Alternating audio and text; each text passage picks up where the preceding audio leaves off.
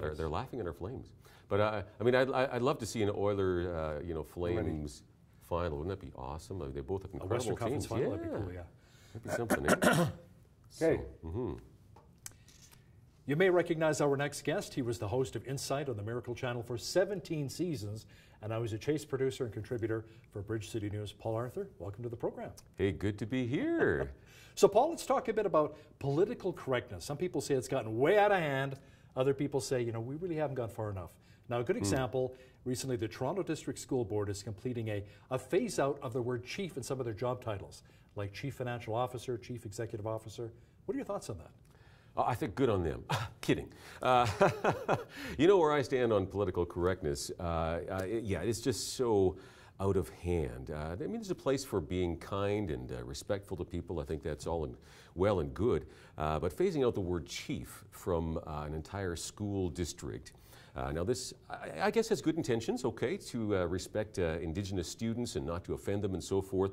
But titles such as Chief Financial Officer, well, that's used around the world, not as any kind of a racial slur. How about a police but chief? It's descriptive. Or a fire chief? Would you eliminate that? Exactly. It has nothing to do with race. It has all to do with this individual, him or her, okay, or these days, maybe it's je or she, we'll get to that in a few moments, all right, is the person who's in charge over this department, so we call them chief. And so this term is being replaced with terms like manager, et cetera. So that's fine if you want to call him manager.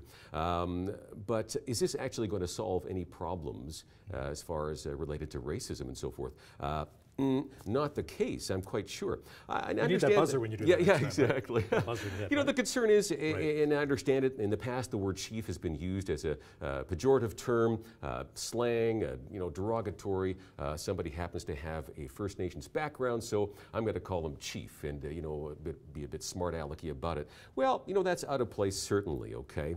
But that's certainly not going to stop somebody from doing so by changing things in a school district. Now, the term chief, very interesting, wasn't actually used by Indigenous peoples until colonization, apparently. So the term chief is more of an English term, very, very commonly used around the world, as already mentioned, and actually introduced by our Canadian government back in 1867 when they introduced the Indian Act, okay, and the legislation required that Indian tribes have a chief and council, which is kind of more of a white man's way of governing, right, at that time. So we're kind of foisting it upon them, and that's where they started using the term chief.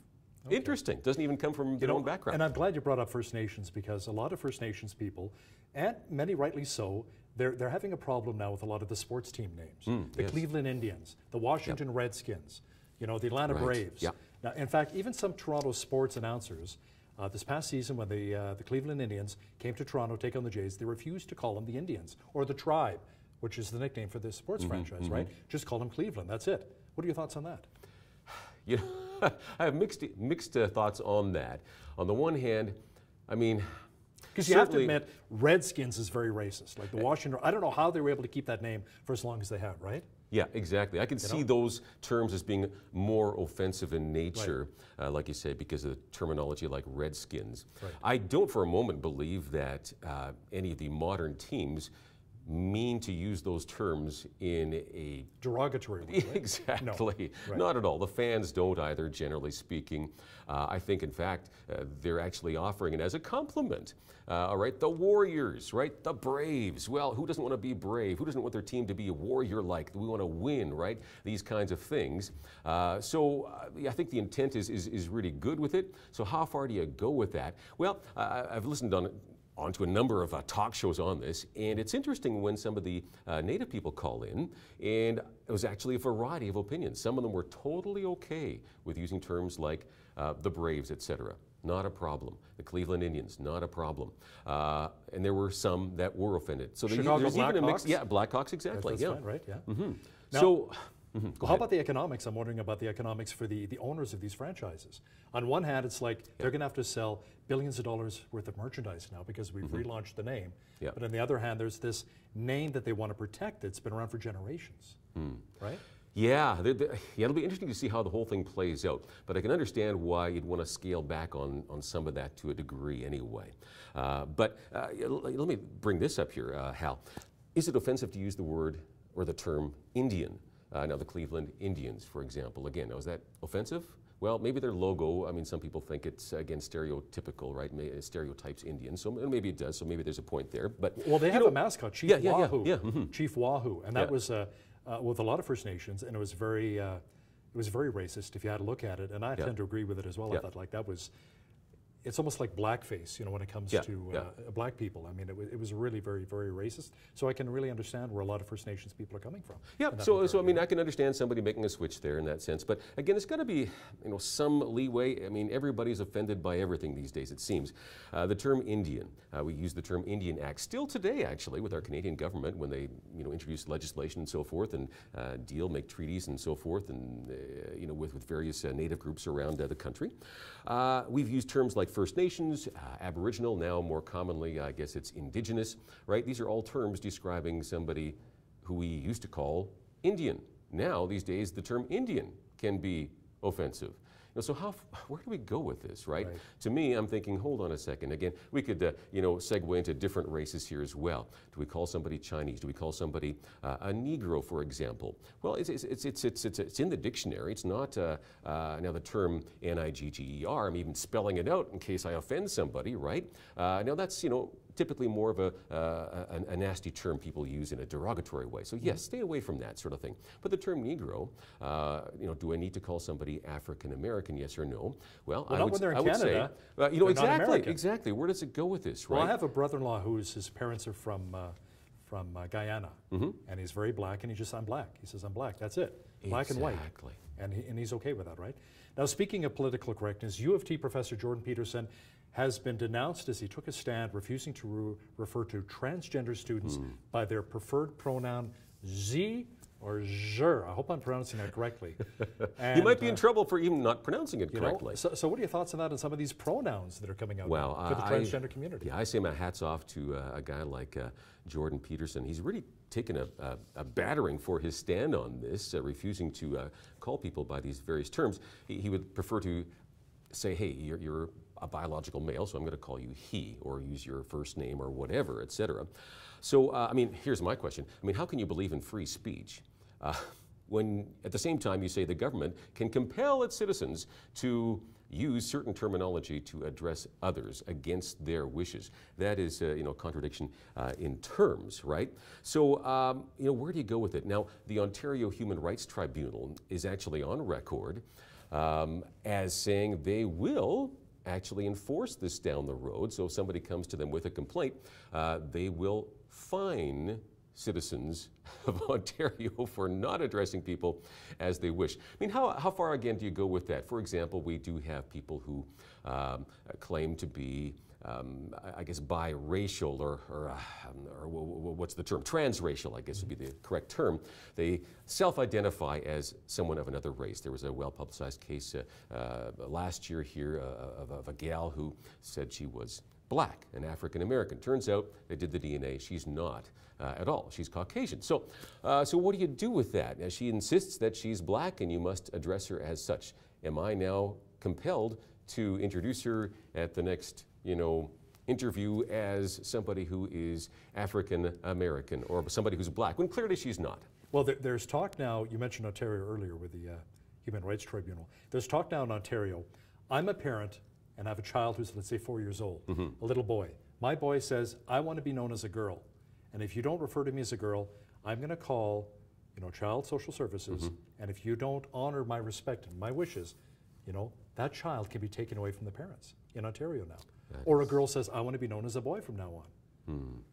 So I think this has gotten way out of hand. I mean, it is absolutely crazy. And I'll tell you what, it will continue to do so until there's more Jordan Petersons who stand up and say, I'm not going to take it anymore. Now, I always put a bit of a caution in that because we can have a knee-jerk reaction and we come across as angry people and nobody wants to listen, right? We do have a certain level of anger there. It's not just, so there's a level of injustice there with all of this. And so we need to speak up clearly and firmly, but at the same time, get a good dialogue going back and forth. It's okay to disagree. I mean, it's really funny because we use the term, you know, tolerance. The way but a lot of times those who preach tolerance are the least tolerant of all. Precisely. We will tolerate you as long as you think the same way I do. As long as you agree with us. Hold on a second. As long as we're the same, I will tolerate you. There's no need for the term tolerance. Matter of fact, it's you know, it doesn't need to be there at all if we all agree and think and speak the same. Now, the Boy Scouts of America announced recently that they're going gender inclusive. What does that look like, Paul? Well, it's going to be interesting to see how their camping trips go and how the parents feel about that. Right. Now, my understanding is, I think it was in 2011 where the Boy Scouts of America did start accepting transgendered kids.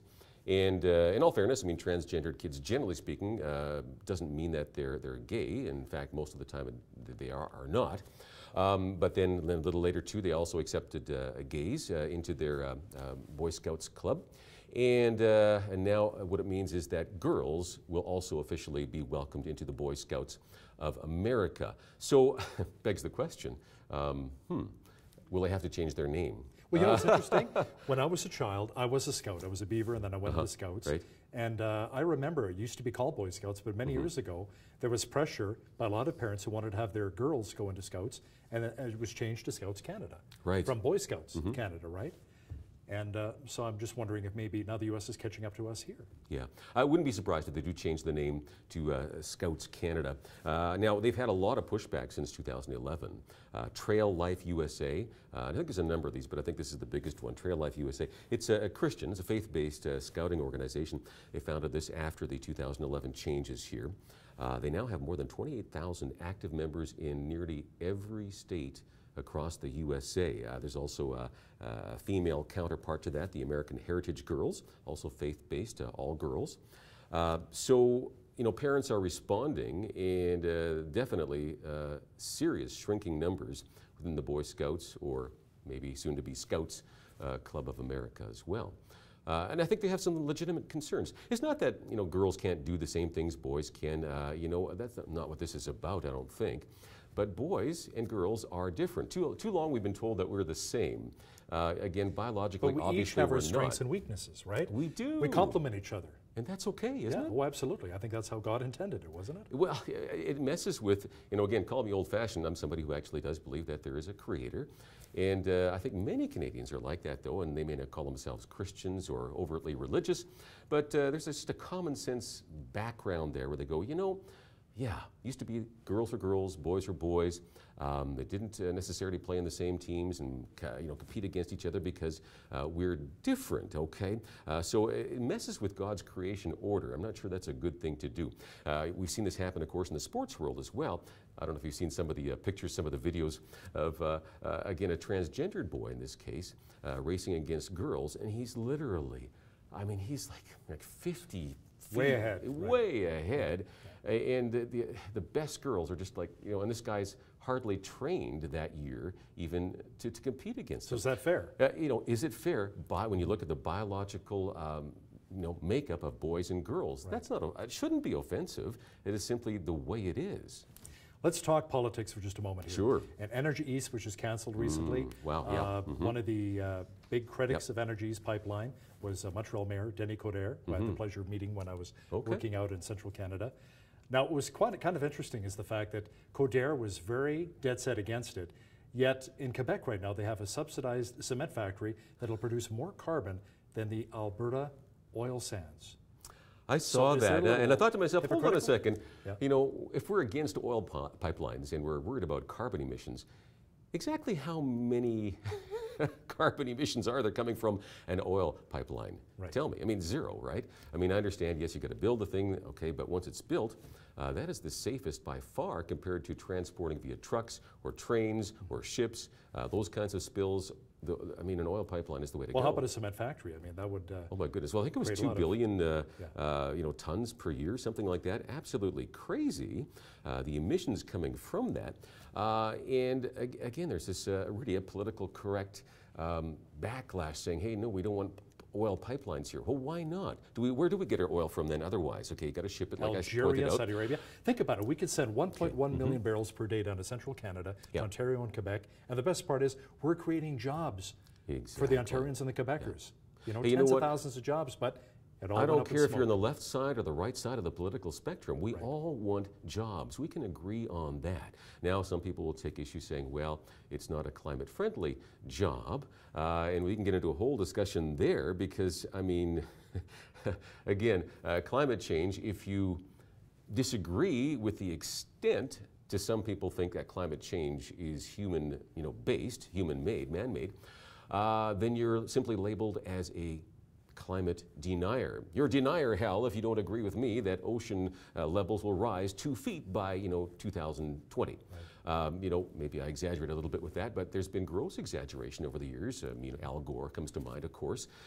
Who's profited quite a bit off of Yeah, climate absolutely. change. Follow the money trail. Lots of people making money off it. We're not saying the climate isn't changing. Of course it's changing, but what is driving it? I've talked to quite a number of people over the years, highly intelligent, highly educated people, experts in the climate change field with degrees behind their name, who disagree with the overall, consensus, quote unquote, that you see, professed in the media.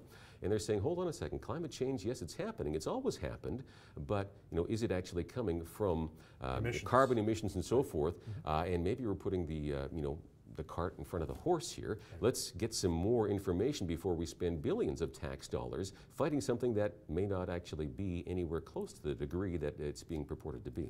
Paul Arthur, commentator and Chase producer with Bridge City News. Thanks for joining me at the desk here. Glad to be here.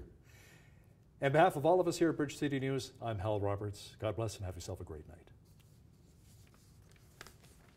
Awesome. That's it. Hey, all right. That was just over 15 minutes, so